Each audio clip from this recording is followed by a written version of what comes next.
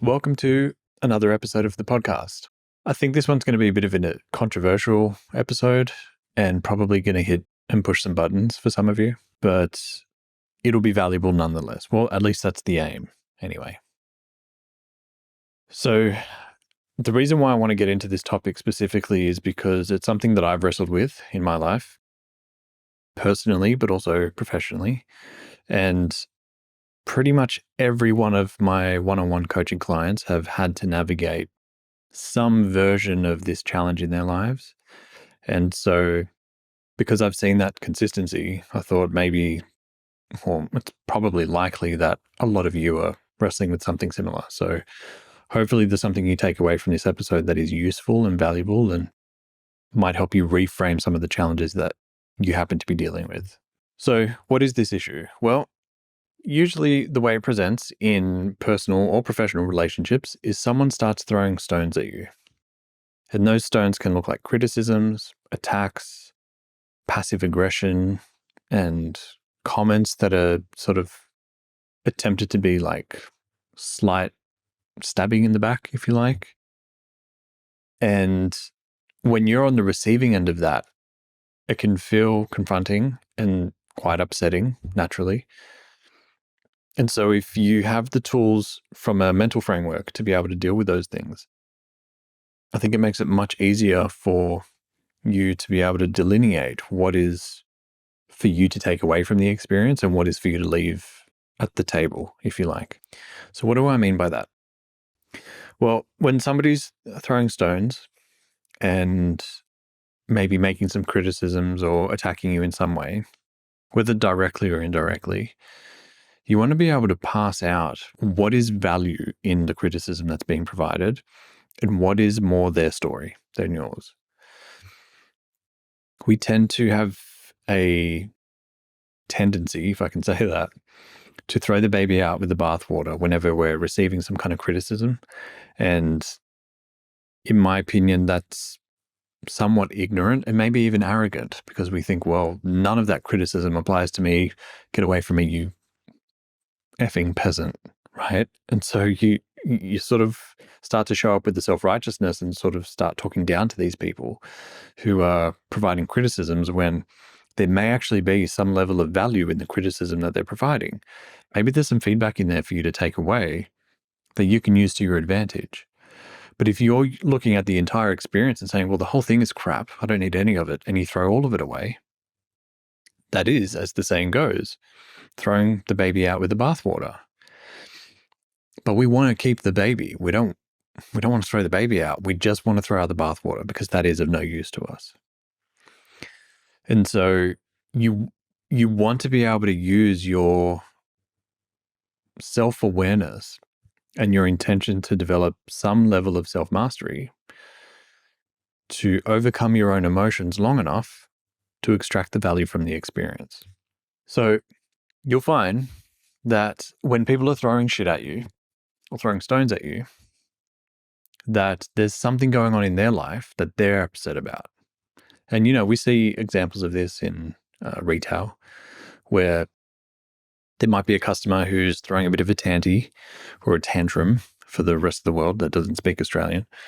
And they start to take it out on the customer service rep or the salesperson or something like that when there's a breakdown of some sort. In a past life, I was in customer support dealing with people's emotions and upset when it came to TV repairs, believe it or not. And usually around the school holidays or the school vacation period, that was when customers who had TVs that weren't working, that just weren't switching on, for example, were really emotionally heightened and irrational, quite honestly. And they were getting all kinds of worked up and lobbing all kinds of accusations and attacks on the team that I was working with, which was hard for them to be able to, for the team that I was working with, it was hard for them to be able to separate the personal attack and the personal side of things from the customer's distress and upset. And so using the thinking and the framework that I use with everything that I do, I kind of sat with it and tried to extract empathy from within myself to be able to see if I could navigate these circumstances. And I found that these situations usually escalated and then eventually got handed off to me because I was the one that was able to talk the client or the customer down from the edge of their anger and frustration. When in reality, there wasn't much we could do other than tell them, you're going to have to sit tight and wait a week or two while we try and sort out the issue with your TV in the workshop. Now, the reason why I was able to identify what the issue was they all had a very similar complaint, which was, what am I supposed to do with my children, right? Now, I know some of you are probably going to get worked up and say, give the kids a fucking book or, take them to the park or engage with them and speak to them and all of that. I know you have that desire to say that, and there were times I wanted to say the same thing too. But the reality is that we live in a world where a lot of parents use TV as a form of co-parenting to alleviate the constant need of them being present with their children. And when that happens during the school holiday or vacation period and the TV fails, then the parents kind of feel like they're cornered because they can't take their children to school to offload them for several hours in a day. Everyone else is busy. And so it can get overwhelming for the parents, and that's what they're actually scared about, and that's what they're feeling angry about. And so when you kind of peer through the lens of what could possibly be going on in their life that's causing all of this anger and this distress, it's nothing personal. It's got nothing to do with me or the workshop's inability to work through stuff as quickly as possible. It's got everything to do with their anxiety and their worry about what am I supposed to do with my children and all the pressure and feeling trapped and burdened by all of that. So by drawing on that empathy, I was able to look at it and say, well, okay, I can help you deal with your challenge here and help them calm down and show understanding and empathy, which usually took the fuse out of the bomb, and then take that away and say, well, what processes can we change within the business to reduce this time or ease anxieties or assist these people in a more effective and efficient way? And so my attempt there was to separate the baby from the bathwater. So we throw out the bathwater, like, this is your anxiety about parenting. I'm not a parenting coach in this role, so that's not for me to take on. We're just here to solve the issue with your entertainment devices. So we can sort that out. Parenting stuff is yours. So like bathwater is parenting stuff. Baby is how can we improve processes within the business. Now, on a more personal note, this can occur when people might be reaching out to you and asking for help, and it's not as easy for you to be able to separate the emotion from the experience, because when it's more personal, there does feel like there's more of a personal attack in it. I'll share another personal example of this, and I'll make sure I don't name names because I don't want to publicly humiliate anyone. But this happened for me. I'm in September 2023 right now as of recording this. This happened to me probably about, it must have been 4 or 5 months ago. And I had somebody reach out to me, someone I've known for a long time, who's been following me and what I've been up to for a long time, and has seen what I suppose they perceive to be a lot of success in my business externally, not actually seeing the inside of my business, and asked for guidance and asked for what I've been doing and how I might be able to help them. And admitted that they knew that I'd be busy, and I was, and I am, so I have a limited amount of time, and asked if we could get on a phone call. Now, that's a big ask for me at this point, to just be able to jump on the phone with somebody at any point and talk things through, especially because I don't know how long the conversation is going to go for. And if I set a time frame of like, let's speak for 10 minutes, I can't guarantee that that 10 minutes is actually going to be valuable for them, because I'm probably going to need more time to dig into stuff. So it kind of put me in this weird position where I had to value my time, and I do, but it also required me setting a bit of a boundary, you might say, in terms of what I'm willing to do easily or without asking for something in return. Now, I had no intention of asking for anything in return from this person. And so I said to them, listen, I can't necessarily have a phone call with you.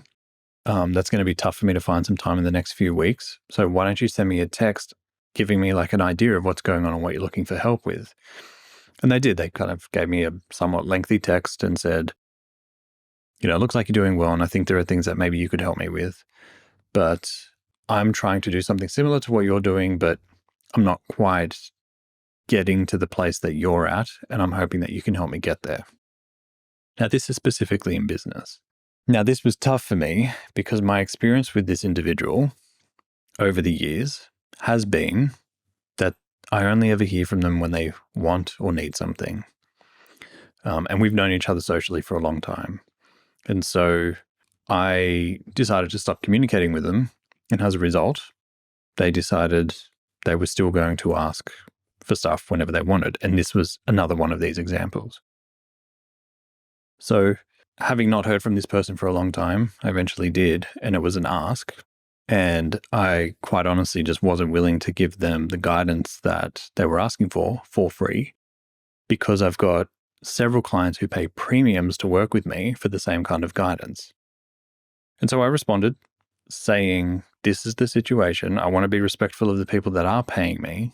So I don't necessarily just want to give the farm away for free here when there are all these other people that I want to consider. And the reason I do that, just as a little side tangent, the way I like to think of things with my clients and my students is, what would they think if they found out? That's kind of just like a general rule of thumb that I use. What would they think if they found out what I was doing? And the reason I do that is not because I care so much about their opinion that it's going to dictate everything I do, but it holds me accountable and honest to what I am doing and what I'm saying. So I want to make sure that I'm living what I'm saying. Otherwise, I'm just going to be a preacher who's sort of, I suppose you could call him a phony, right?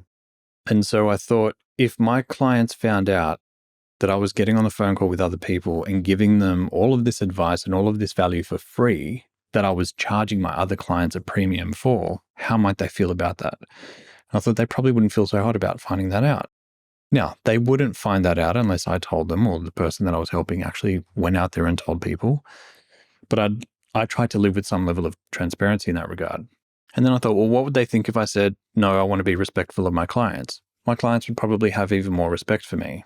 And I thought, well, I'd prefer that than losing respect. So I set that line and I said, listen, this is the situation. I want to be considerate and respectful of my clients and the fact that they're paying me a premium for this. So I'd feel uncomfortable if I just gave it all to you. And things took a turn from that point in the conversation, very clearly. I could tell they were, I was going to say perturbed, but let's face it, they were pissed off. And there were some passive aggressive comments in the responses to what I said, and some condescension too. And it pushed a button. I'm not going to lie. It definitely pushed a button for me. So I worked through it. Once I had let my emotions calm down, I worked through what I was feeling about that. And then I realized something using empathy and understanding, like I suggested earlier, that if I look at this interaction with me through the lens of this individual who reached out, what I saw occurring was they had an expectation that I was going to help them, because track record has been that I would just help, even if it meant at my own sacrifice. And so they came into the interaction having somewhat of an expectation that I would help, and probably also feeling like they're not getting the results they want. And because of our experience over the years together socially, that there was probably somewhere in their mind that they thought they could rely on me to come through and deliver the goods and save them from the frustration that they're experiencing in their business. And I didn't deliver on that expectation. And so I realized that their frustration about their circumstances were being projected onto me.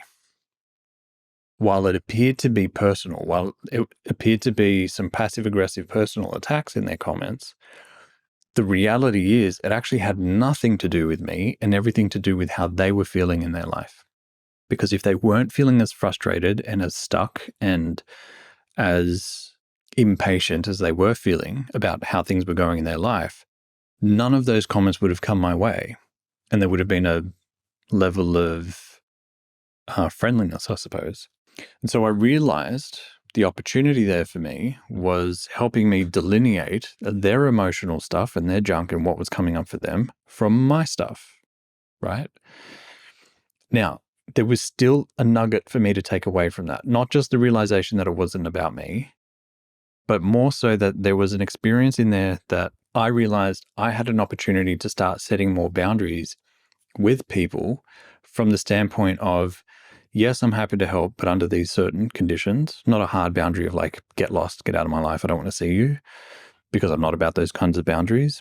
So I was more interested in learning what I could from that and extracting value from these experiences. Because for all of us on the receiving end of scenarios like this, where shit is being thrown our way, there are lessons that we can take from that. And they're not always well, I'll never do that again, because I'm not about those kinds of lessons. There's not a lot of value for you to get from an experience when you're saying, well, the lesson is for me to never do that again.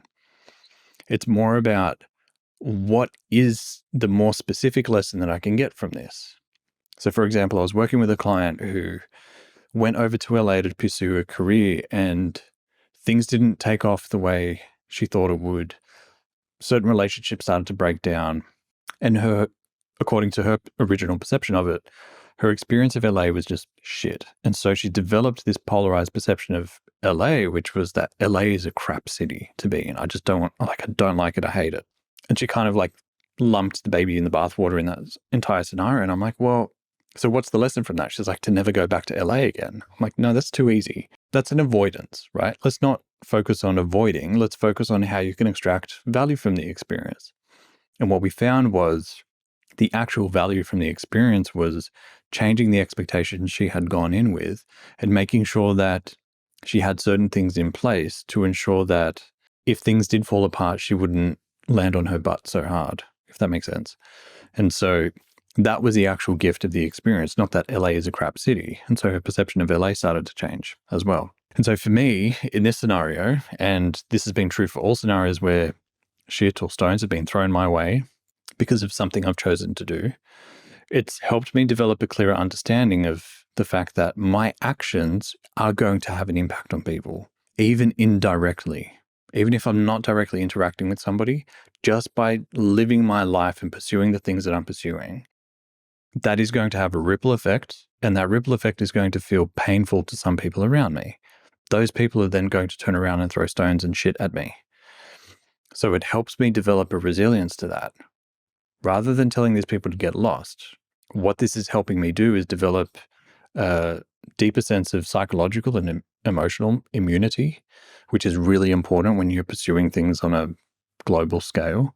But also what it helped me realize was that I have a lot to do when it comes to managing people's expectations. If I'm not managing the expectations for people, then they're coming in with their own, and I have no idea what those expectations are until I find out. And usually I find out when people are disgruntled or pissed off, which is how we all usually find out that there's some kind of expectation existing. So there's always a gift to be extracted from experiences, including the moments when stones and shit are being thrown your way. So please don't look at a scenario that's painful or difficult or where somebody's casting stuff your way and think, well, that's a them problem, that's not a me problem, and there's nothing I can take away from that. I'm just a victim of these circumstances when people hate on me, right?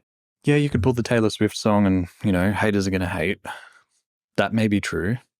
But what if you could flip that around and say, haters are going to hate, but there's value for me to extract from that, or there's gold in the hate.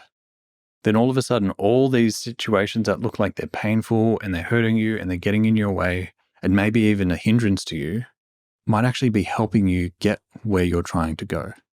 A framework of thinking I like to use is that everything that's happened up until now is helping me prepare for what's coming next, even the painful things. So without these painful things, how do you know that you're prepared for what's going to come next? The bigger thing, the more challenging thing. You don't. And so I prefer to look at these scenarios as a gift and find the gift and extract it. How is this helping me? How is this situation actually enhancing my life in some way? What could I possibly be getting from this, or what lesson does the universe or does life have for me that's actually going to help me use this moving forward in my life in bigger and more powerful ways? It's almost like the Tai Chi version of absorbing a punch that is being thrown your way and then using that energy towards something else, to some other kind of productive outcome that you're trying to create for yourself. Reflect on these situations where you've been judged, where you've been criticized, and look for how you can extract value from those experiences, because there's a lot to learn. There's so much to learn from these situations, but it's going to require you separating out what is their drama or their story about the situation from your emotions of it and the value that you can extract from it. When you're able to separate those two things out, then it becomes much clearer for you to be able to develop a greater sense of empowerment from the experience, which is ultimately what I'm trying to help you do. Bit of a different episode today. I thought I'd come in with a more personal story and something that's a little more recent. And who knows, maybe the person that sent me all these texts actually ends up listening to this episode. I don't know. I'd be surprised if that occurs. But I'm hoping at least you, my listener, get some value from this. And the experience isn't just mine to be had, but something that you can use to your advantage as well. So develop some emotional and psychological immunity, build those muscles, and continue to extract value from the experiences that occur in life. And you'll stop feeling like they're happening to you, and you'll start to feel like they're happening for you. And that's a win in my books. So I hope that was valuable for you. A little bit different this time. Please make sure you leave a review wherever you listen to or watch these episodes. It makes a huge difference when people are scrolling and looking for a new podcast. If they see that there are a bunch of reviews there, it helps in really profound ways. So it makes a big difference to me. It helps me get the podcast out there and helps get these little nuggets of information out there. And aside from that, I will see you in the next episode. Thanks for listening and thanks for watching.